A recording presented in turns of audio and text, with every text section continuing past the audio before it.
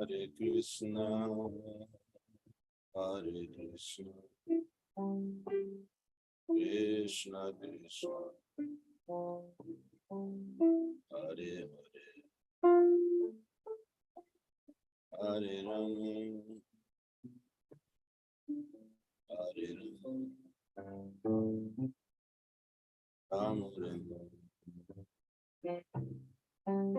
Hare Hare Krishna, Hare Krishna, Krishna Krishna, Hare Hare, Hare Rama, Hare Rama, Rama Rama, Hare Hare, Hare Krishna, Hare Krishna, Krishna Krishna, Hare Hare, Hare Rama, Hare Rama, Rama Rama, Hare Hare.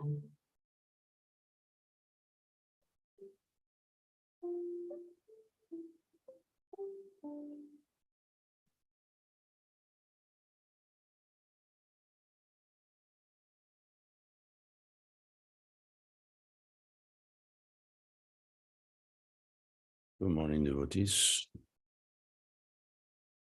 Reading from Srimad Bhagavatam.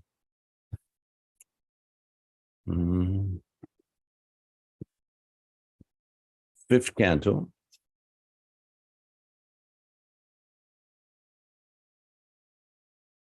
Fifth chapter, verse number 30.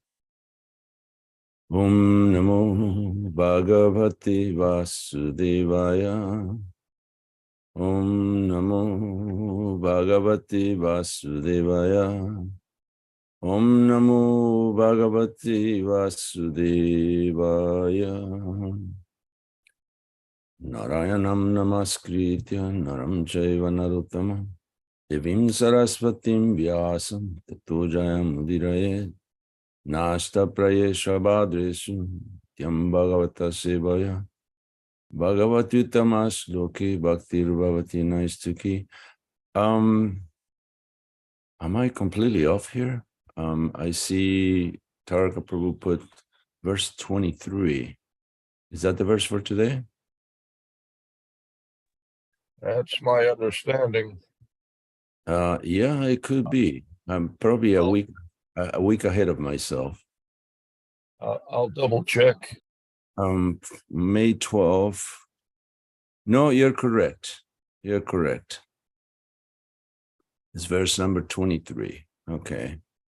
So we'll modify that.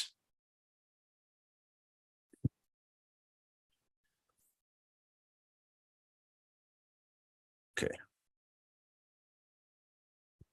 And here we go. Na brahmanais tulaye bhutamanyat pashyami viprakimata param tu yasmin ribi prahutam shradayaham asnami kamam nat tatagnihodri. Synonyms.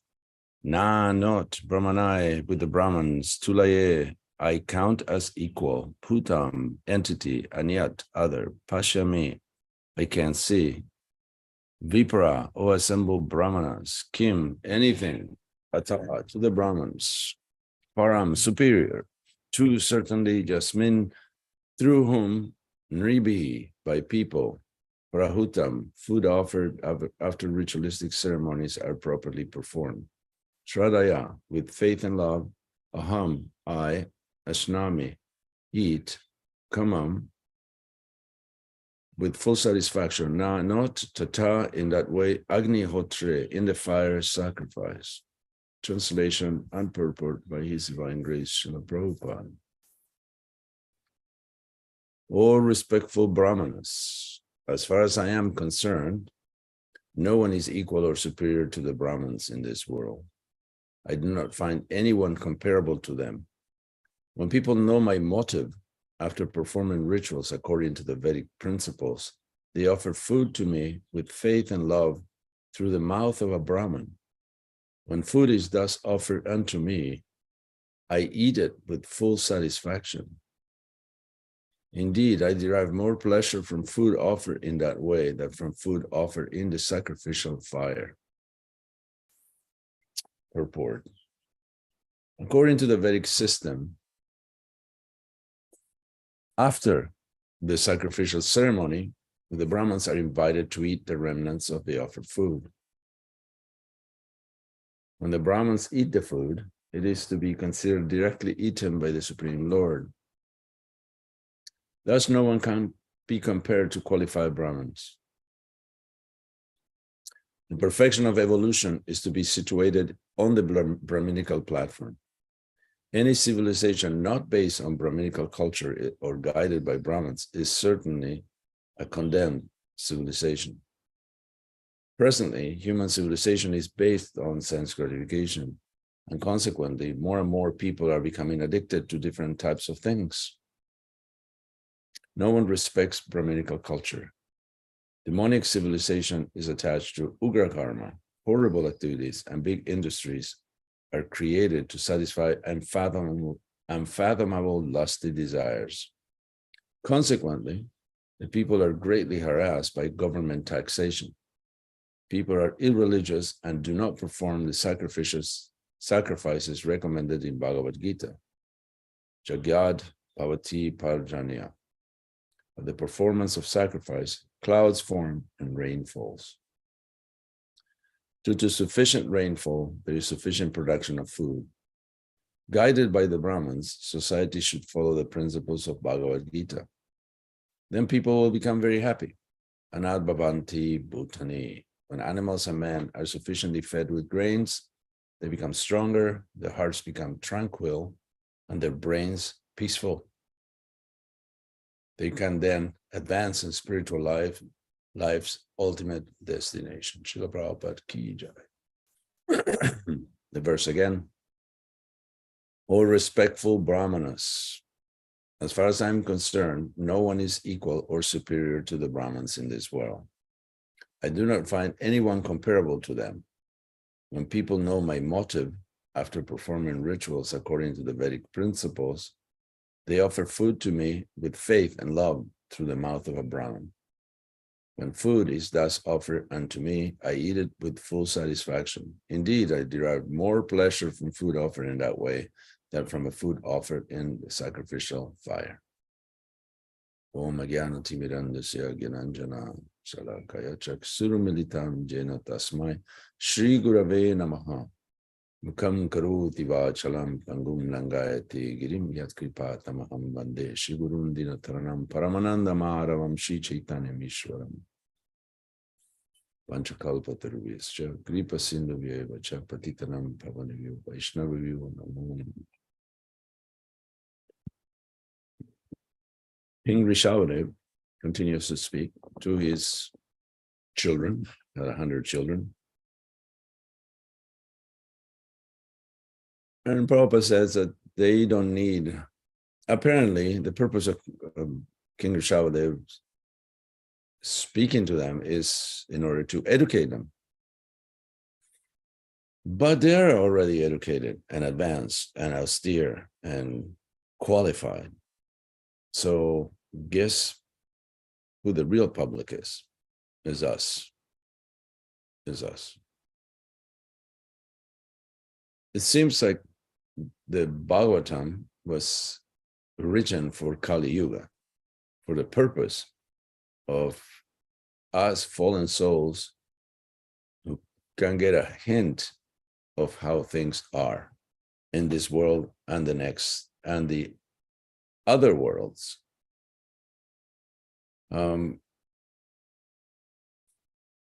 It is somewhat painful in the life of someone who teaches Krishna consciousness and interacts with the public. It is somewhat painful to hear what other people have to say about what the goal of life is and what about God, about so many topics. So one has to be patient. And sometimes it takes just listening. And there's a lot of nonsense spewed because people are in ignorance. They don't know any better. And they think they know. At least they attach themselves to a particular philosophy in order to survive in this world. Because if you have no aim, no goal, no direction, life is very, very painful. So one somehow or other needs to find something to do with one's mind and intelligence, body, ego. So they take the wrong path. That's why the Brahminical class exists, to teach the other classes what they should be doing, how they should be thinking, what type of meditation they should be performing, what kind of austerities are convenient and favorable for their advancement. And not Bhavani Bhutani. If there is no rain, there is no grains, there is no grains, there is no brain. No rain, no grain, no brain. So there is your haiku for the day. Because it doesn't really matter what the economy is, what the state of affairs of the government is. If you cannot find food, it doesn't matter if it's Republican, Democratic, dictatorship, anarchy, it doesn't matter. People want to eat, they need to eat.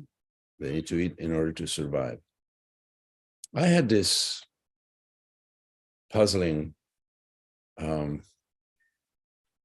lingering question from way before I came in contact with Krishna consciousness. What would happen if there is a war, a serious war, like a third world war, and there is scarcity and there is no food? What would happen? Would the society go to the dogs? Would people become more God conscious and start sharing? Or is the law of the jungle and whomever one finds food is theirs? So we see, I remember growing up, there were these sci-fi movies where there was a devastation and not sci-fi, but apocalyptic movies where there was no resources, no possibility of the air and the land were radioactive. You couldn't grow food. There were people had died, and one may find cans that they have been exposed to radiation. So what would the world will be like? It will be probably much worse, because right now there isn't such scarcity, and still is almost the law of the jungle. We see mass shootings everywhere and road rage and a lot of things that give us an indication that people's characters are degrading. And we are living in a society where Brahminical culture is not respected, as Prabhupada said. Not respected, not understood, and there is no interest. There's no interest. The so-called kshatriyas, the politicians and administrators, are just greedy people who have they don't have an interest of the populace in their minds. They just want fame, adoration, distinction, profit, all that. And they will fight to the death. They will die in office. So let's read the verse again. O respectful Brahmanas, as far as I am concerned, no one is equal or superior to the Brahmanas in this world. I do not find anyone comparable to them. When people know my motive, and thus Vrishabhadev is speaking as the Supreme Personality of Godhead. When people know my motive after performing rituals according to the Vedic principles, in other words, you can't understand God unless you purify yourself and you do the right steps, take the right steps.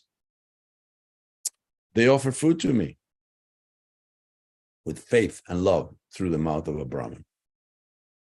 I think I've told this story, but I'll tell it again. There was a time where when I was a brahmachari. This was circa 1984. Quite a year to be a brahmachari. 1984, as in George Orwell's novel. And I lived in North Carolina. We had 2 cows, and there was a South Indian Brahmin doctor, Brahmin by birth, that he wasn't initiated, or I'm sure he practices rituals and he was pure vegetarian and worship Gopal Didi or something like that. I'm not sure. I'm not a Gaudiya Vaishnava. And this doctor's mother passed away, so he performed a Shraddha ceremony. And after the Shraddha ceremony, the food that is offered during the ceremony is given to the cows, for the cows to eat. And we had 2 cows that they were quite distinct in their habits. One ate cooked food, one ate raw food. So he made some rice for the offering for his mom and offered it, and then drove the 45 minutes that his house was from the temple, and gave him to the cows, and the cows did not want anything to do with the rice. So he made some bowls of rice. So he was very distraught, because that means his mother wasn't going to be promoted to a higher planetary system. He was going to be stuck wherever she was. So he had to wait 3 months, I think, to make another offering. So he took the bowls of rice and threw them in a river that we had in the property.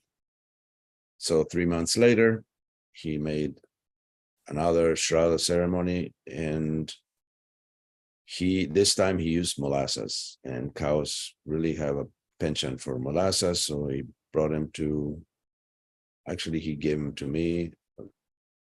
No, he brought him to the farm, fed him to the cows wouldn't touch it. And I've seen the cows go crazy with molasses. Anything that had molasses, you could put literally a wooden box with molasses and they will try to eat it. But they didn't touch the rice. So he was really upset. And, he did all these pujas and so on, and the result wouldn't show. And eventually, 3 months later, he decided, okay, I'm going to go the Brahman way. So the only Brahmins in the property were, at least that they were available to visit him, were another brahmachari and myself. So he invited us to his house and embarrassingly washed our feet, which we didn't want any part of it. It was very uncomfortable. And then fed us some prasadam. And he insisted that we eat until we pass out, more or less. And then he gave us some of the rice that he shaped into bowls, the size of billiard balls, to feed to the cows.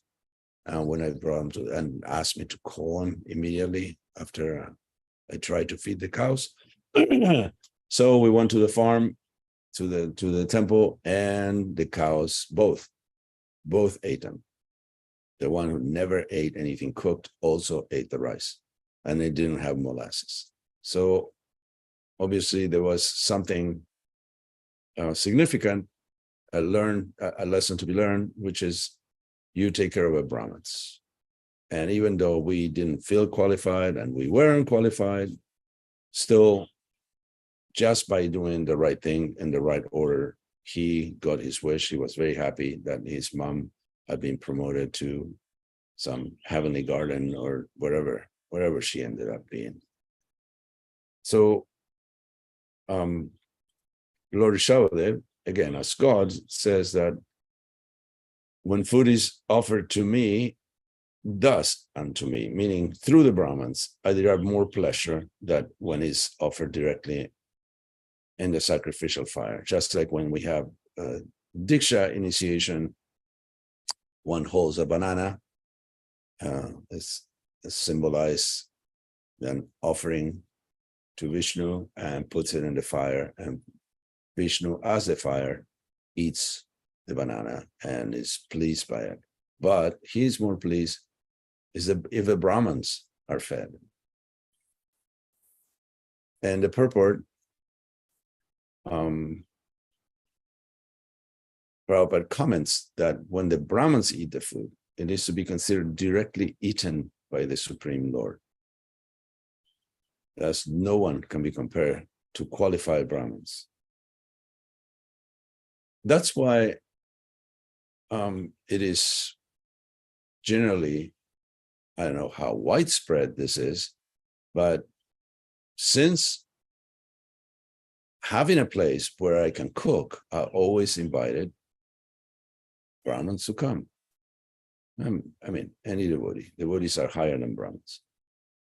The perfection of evolution, Prabhupada said, is to be situated on the Brahminical platform. So this is a real evolutionary scale, not because one can go from invertebrate to mammal to human, but actually the perfection of being human is to be a Brahman and a devotee of Krishna. That is the highest point in the scale of evolution. But unfortunately, the present human civilization is based on pleasure of one's own senses. And based on this sense gratification, more and more people, and this is the 5th canto, which was written in the 70s, Prabhupada said more and more people become addicted to different types of things. And we can see that everywhere. They're addicted to drugs, they're addicted to power, they're addicted to consumerism, they're addicted to sex, they're addicted to violence, they're addicted to all kinds of things. They're addicted to gadgets, to texting, to watching TV, to so many things. And this is an addiction that it's not easy to give up. It becomes like a second nature, like a shelter, like a baby blanket, something one thinks he needs. The baby blanket that the baby is so attached to and is sucking an end of it. And if you try to take it away to put it in the laundry, the baby will throw a tantrum. So this is our baby blanket can vary, can be all sorts of different types of addictions, sense gratification, even to pain, even to so many kids cut themselves just to feel something, because society nowadays is very shallow, and you have to take certain extreme measures just to feel anything.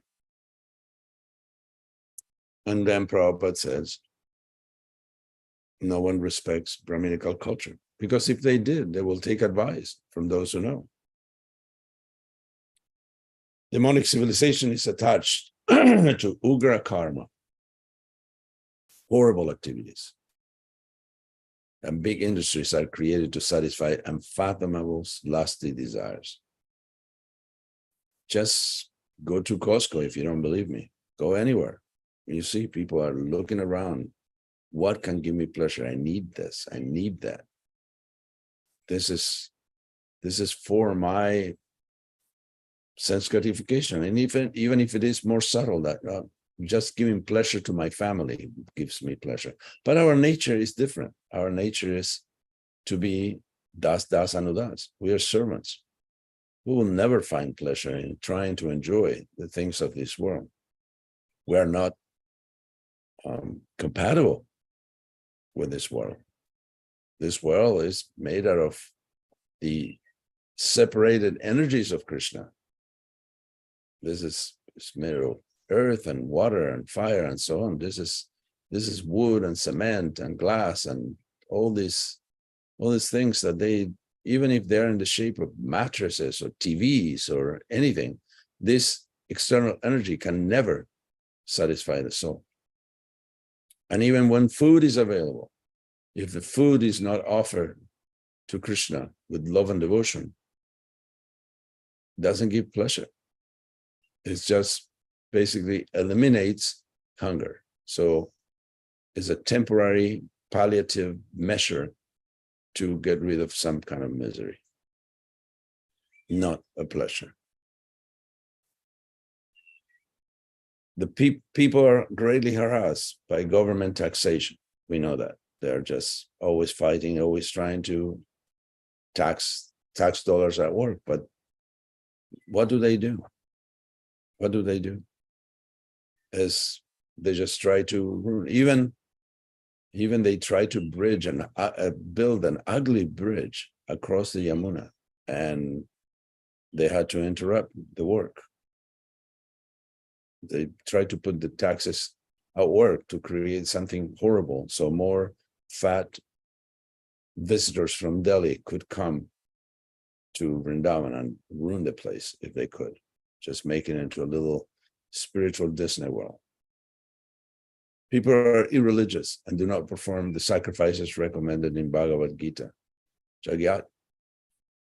Bhavati Parjanya, by the performance of sacrifice, clouds form and rain falls. Matter of fact, I think in Gujarat and Hyderabad or somewhere, the government asked the devotees to do Sankirtan Jagya, to chant the holy names continuously for there was a drought for quite a long time.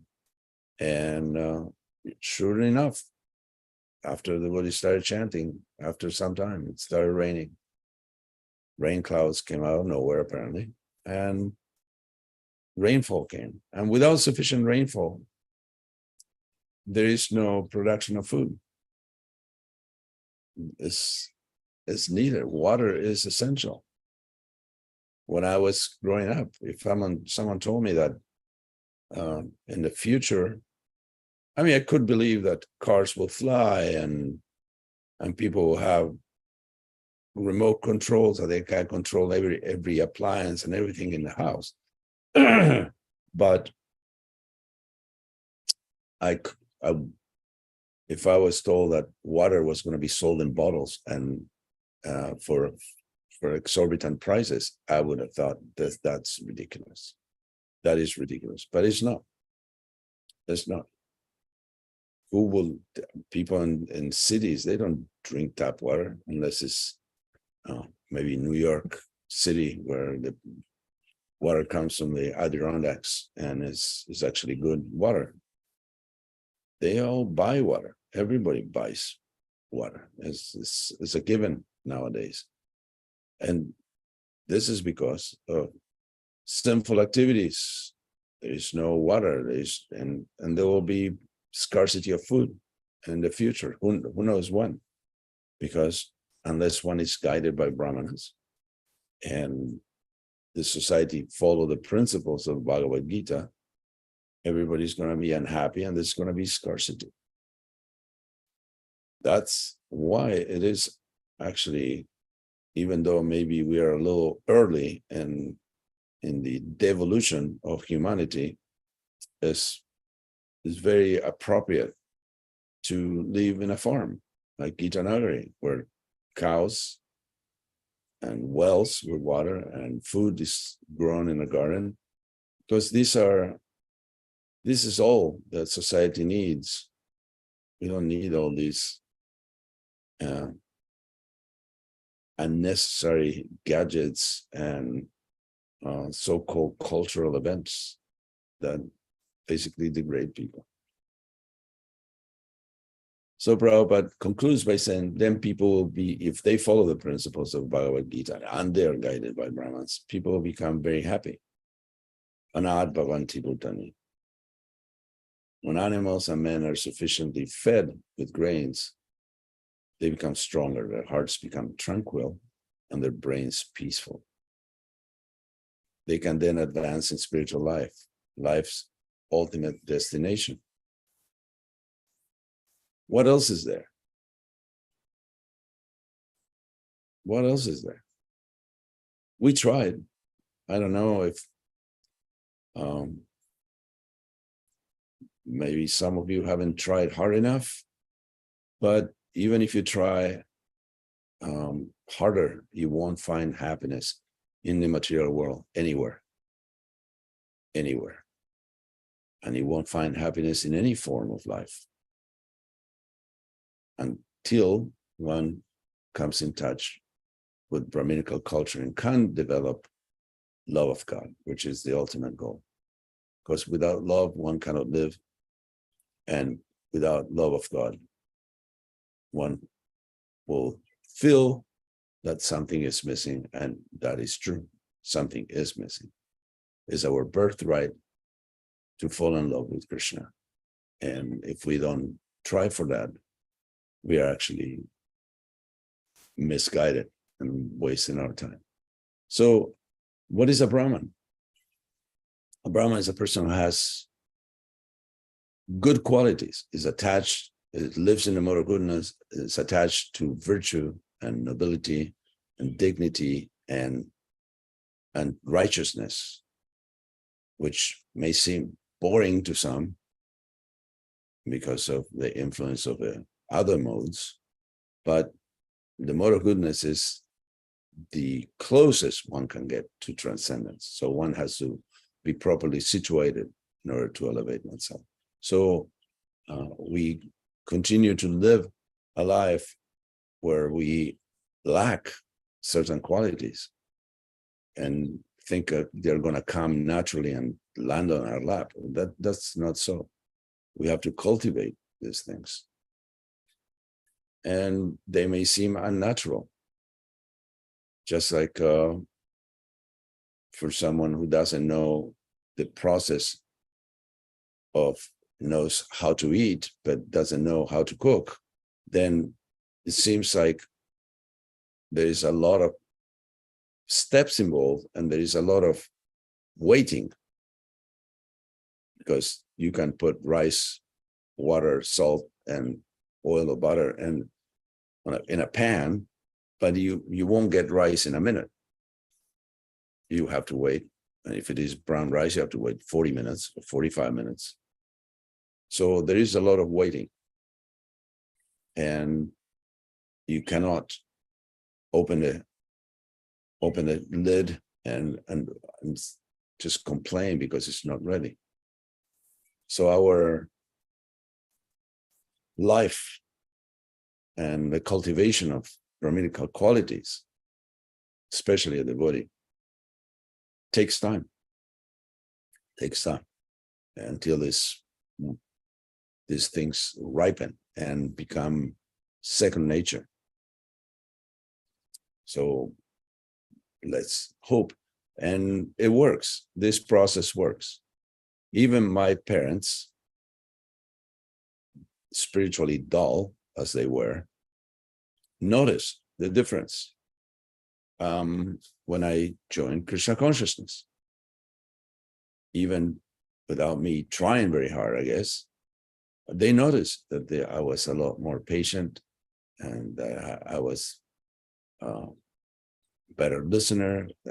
I mean, whatever it was that they noticed there is a change. So this, with the practice of Krishna consciousness, if one does it correctly, if one follow the principles and doesn't take Krishna consciousness as a bunch of rules, that actually the goal is clearly visible, that one has to become a lover of Krishna. And if you love Krishna, you love everything else that belongs to Krishna and everyone else. So this process really works, and it begins by hearing and chanting. So let's not make it into a routine where we just mumble our rounds just to get them out of the way, and say the prayer when we offer food, just so we can eat, and go see the deities just because otherwise what would people think if I don't do this? And many other things that we do in a perfunctory or quite mechanized way. We have to become Krishna conscious. That word is there, conscious. We have to be very conscious of our activities and performing for the pleasure of Krishna. And that's when life really begins. Alrighty. Said enough. So if there are any questions, comments, or complaints, it's a good time to hear them all.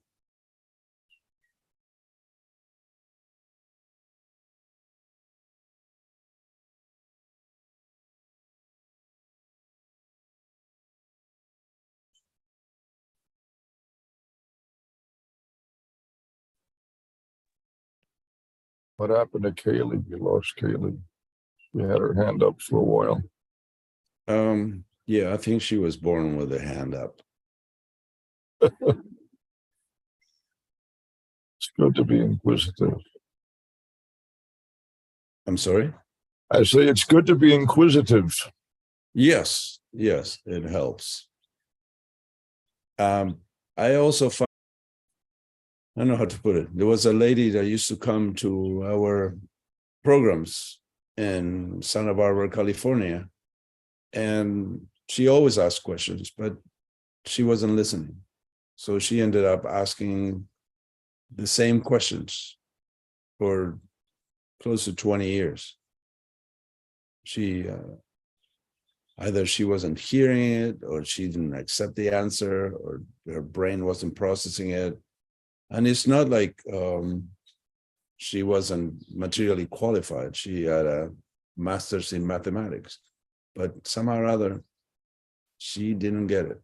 It's a combination of karma, sukriti, samskaras, and the desire to be Krishna conscious. And it requires commitment, it requires dedication. Yeah. And I guess she didn't have all the elements in place. So she was inquisitive, without a doubt, but she couldn't hear the answer, or she could not understand the answer. So yeah, sometimes there has to be someone qualified, like when King Parikshit was inquiring from Sukadeva Goswami, the praise was going both ways. For Sukadeva Goswami to be able to speak brilliantly the Srimad Bhagavatam, and from King Parikshit for the pertinent, relevant questions that he asked. And that he was obviously understanding and realizing. So yes, it takes two to tango in this case.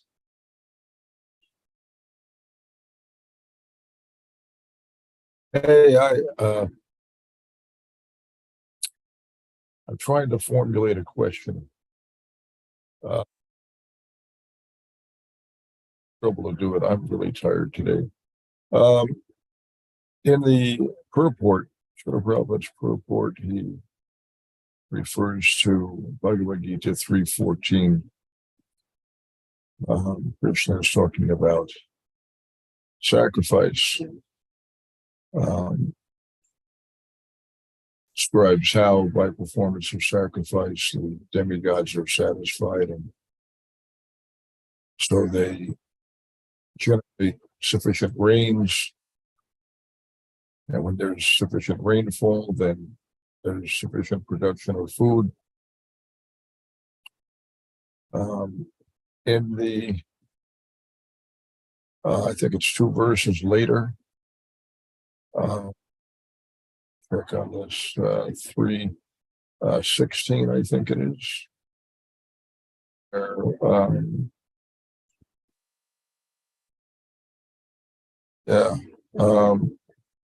3:16 just says evam pavartitam chakram. Chakram is a wheel or a cycle, and Srila Prabhupada has spoken about this many times, especially in lectures. He talks about the fact that this process is a cycle, it's a wheel, that sacrifice, from sacrifices comes rains, from rains come grains, and then with those grains, then again you can perform more sacrifice. And so you have a sustainable system that satisfies everyone. The people are satisfied, the animals are satisfied, everyone gets their necessities, the demigods are satisfied, everything goes on nicely and sustainably. You have this not self-perpetuating, we have to perpetuate it, but it's a cycle, a wheel. And I always found that interesting, because my interest, I guess, initially was just simply because I was involved in Gita Nagari and cow protection, and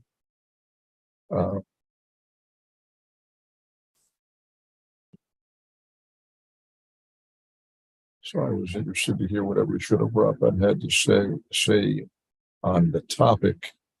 I'm curious to know whether you have given any contemplation to this conception of a cycle, and whether you could add anything.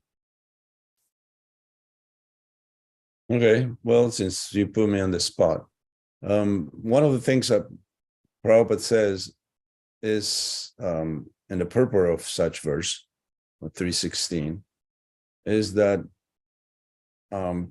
those who are not Krishna conscious are certainly engaged in sensory consciousness. Therefore, they need to execute pious work.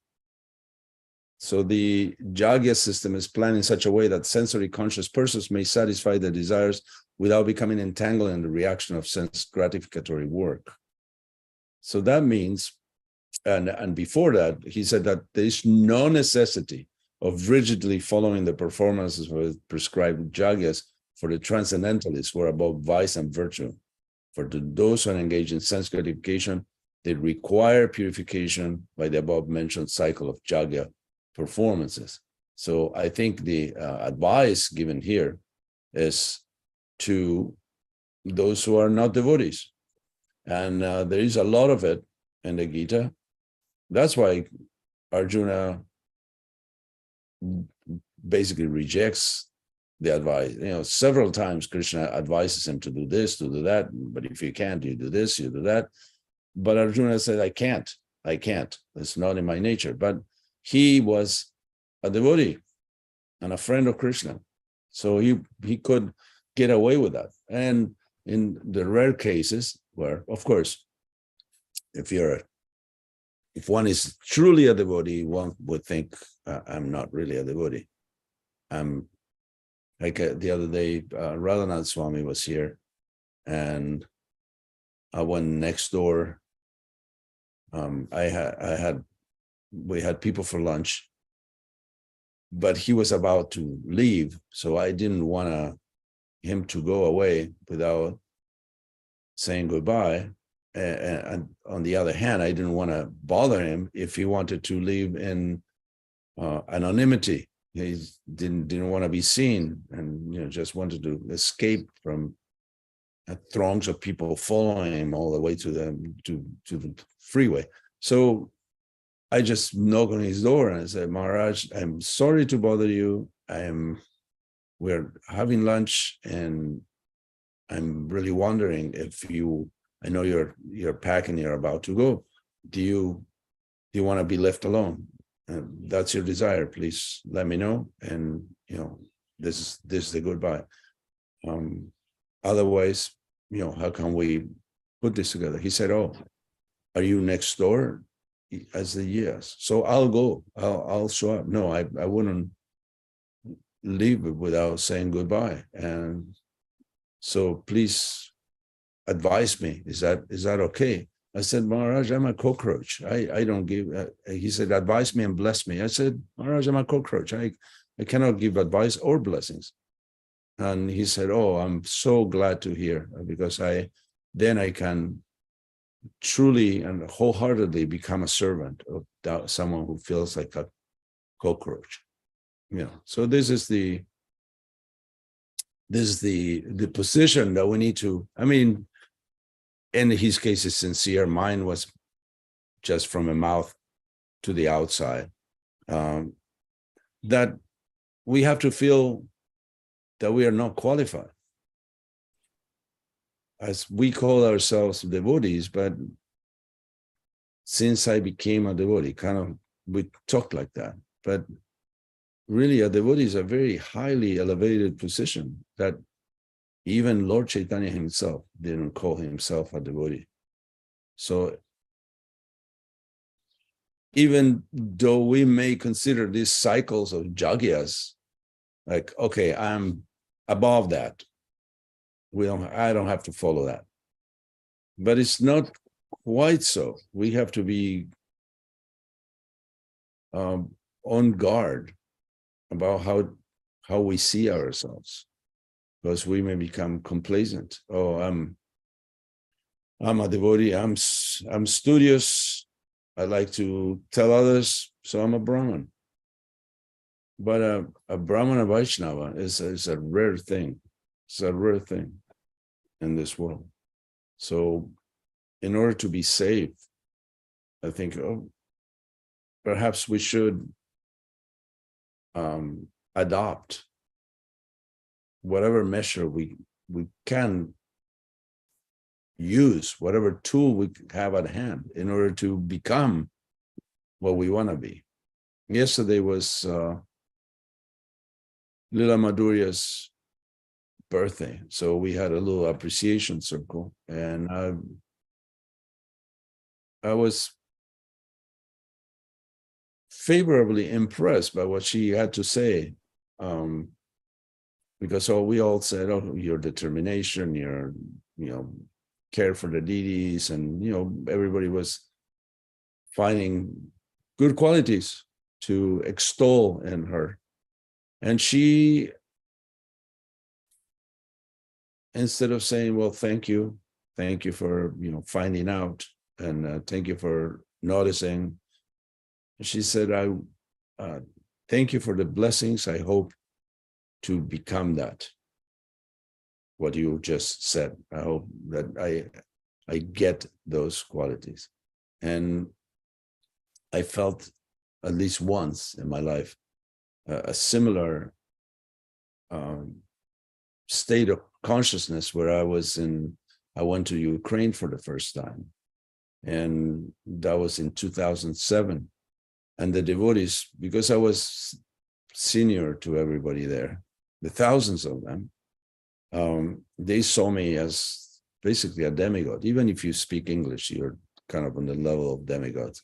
And they will just pay obeisances and asking me to name their children and make me sign books that I didn't write and all those things. And I felt extremely uncomfortable, very, very uncomfortable. This is, well, people offer obeisances as you walk. So I didn't know how to get out of that one. And the devotee gave me very good advice. He said, take it as they see your potential. And that's your job, to actually live up to your potential. They have this view that you will be like this one day. So see it that way. And then hopefully you will become you if you strive for it.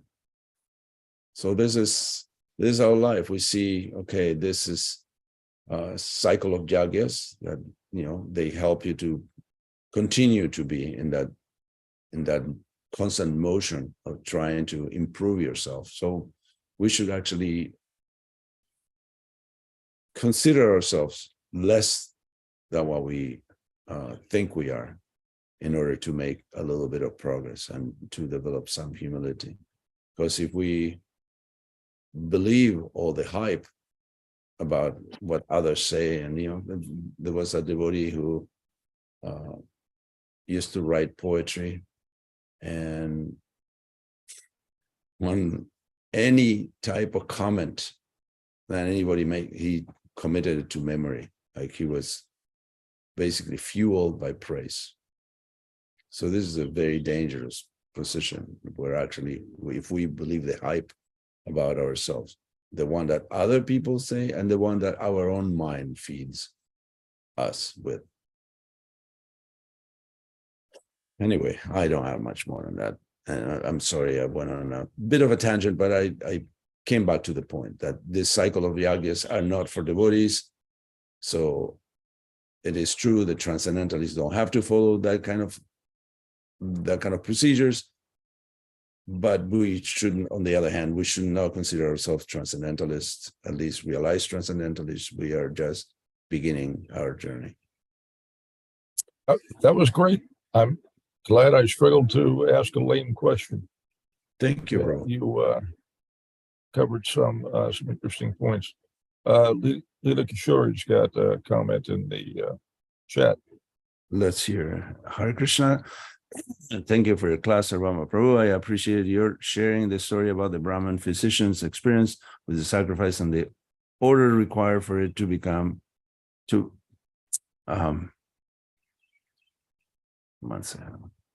order required for it to become acceptable. Also, it occurred to me that when people fall to seek love of Krishna, they aren't just missing something. They're missing the only important thing, the main ingredient for a successful life.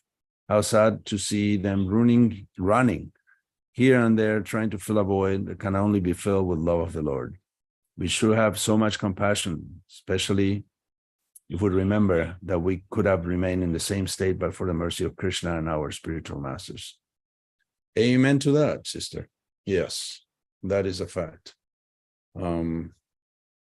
Yasudev suggested to do some auspicious yagyas at Gita Nagari. And Taraka says Sankirtan Yagya. Yes, that's the sacrifice for the age.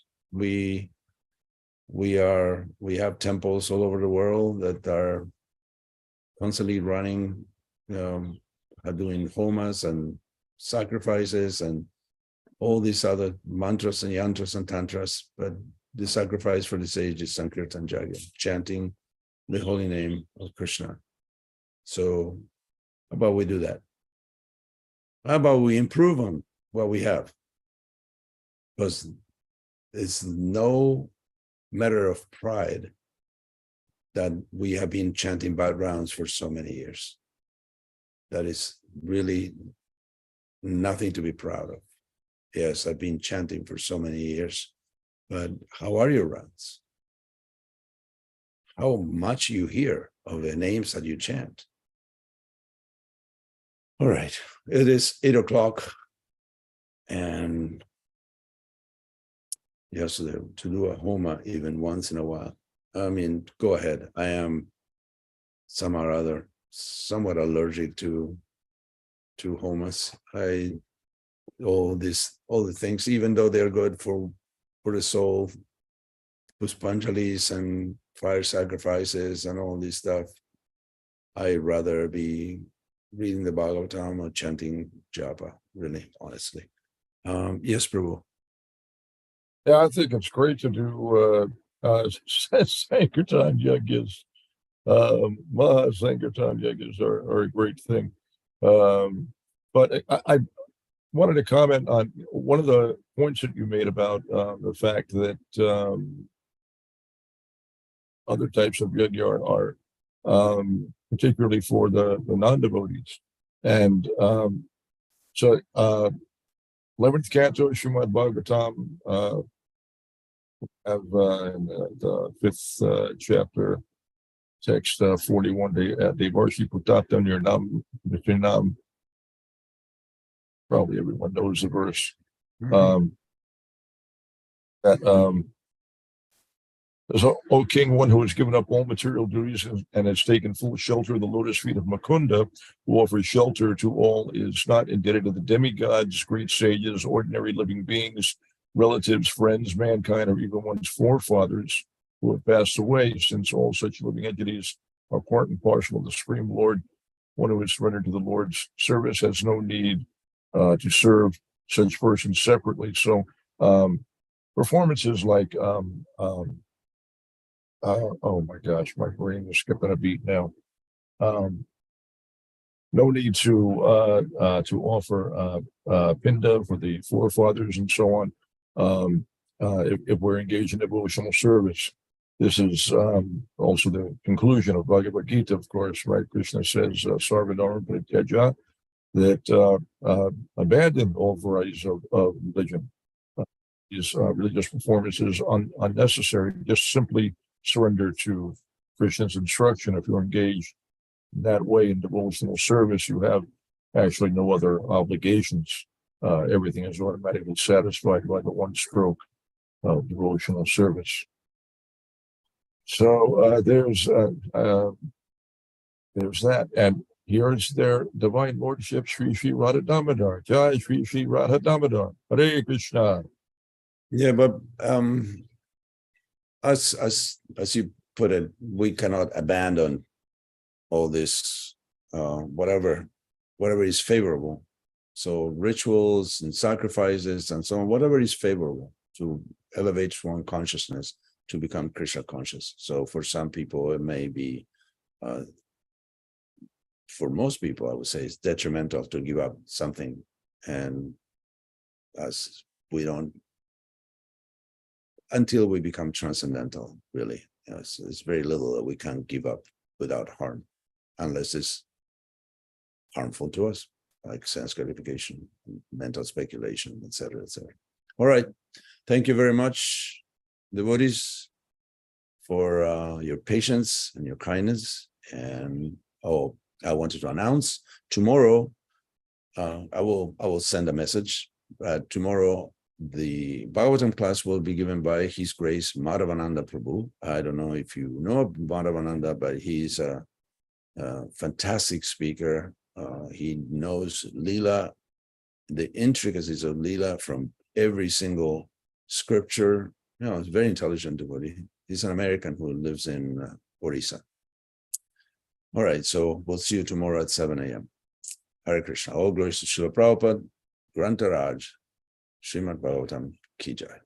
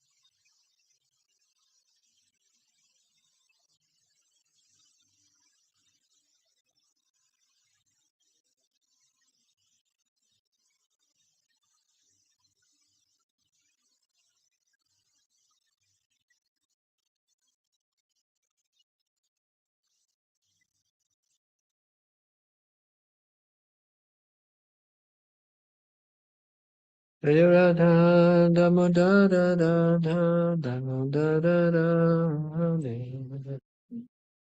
Radha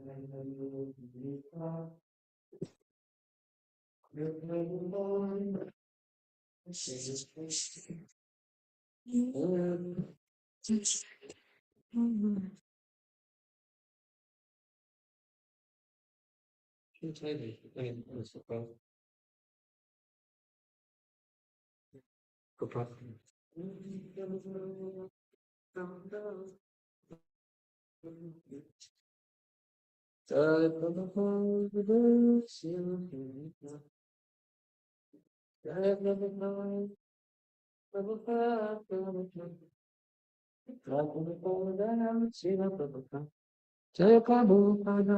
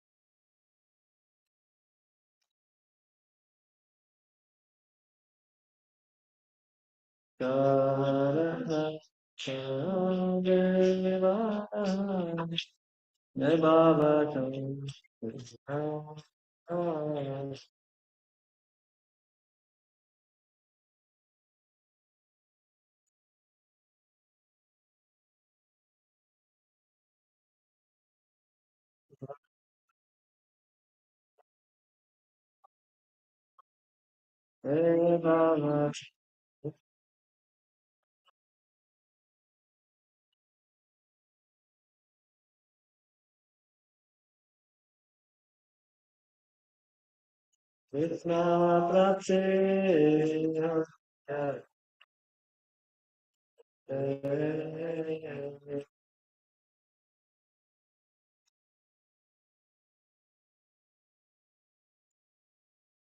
Krishna Prapti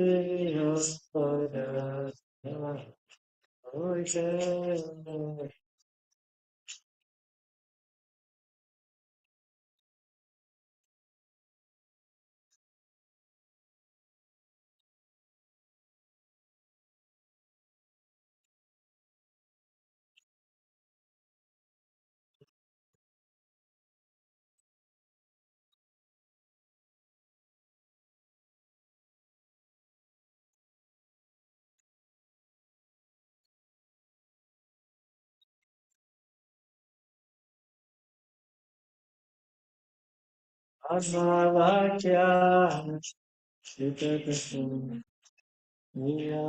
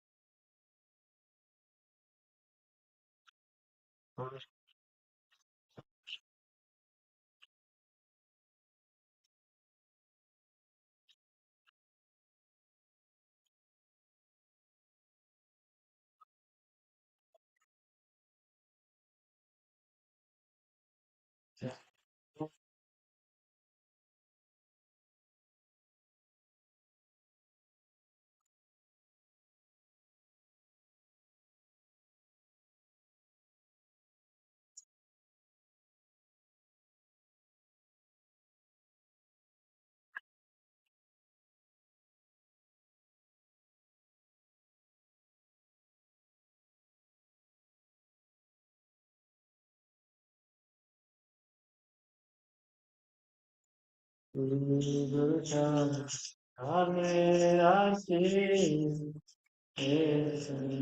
Nama Jati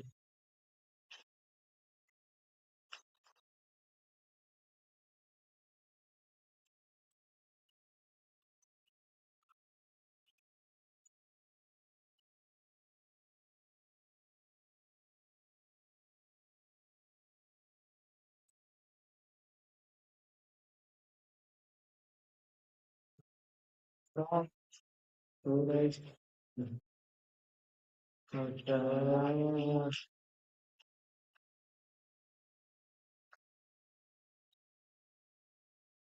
Jatudan Janujam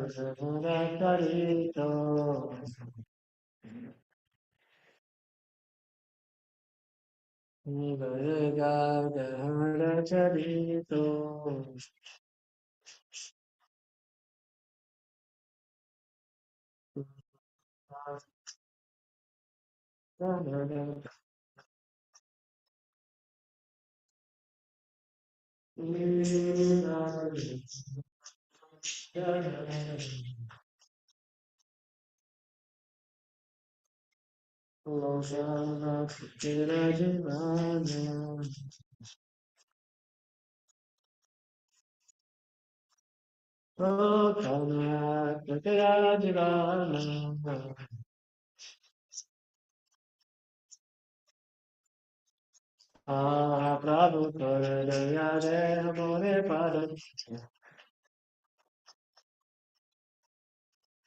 Prabhu Kore Daya De More Pada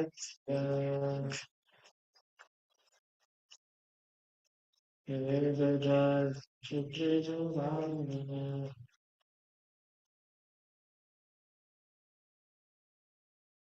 Veda Jai Shukri Jumani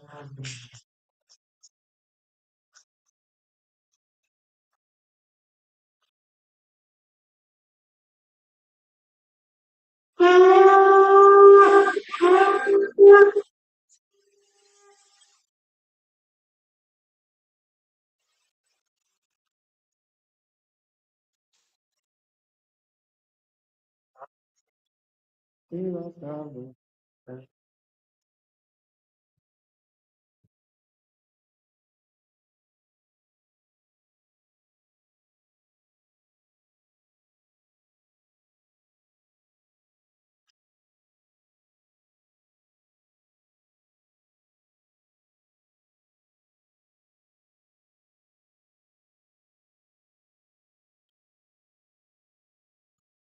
Padare, Krishna Sundari,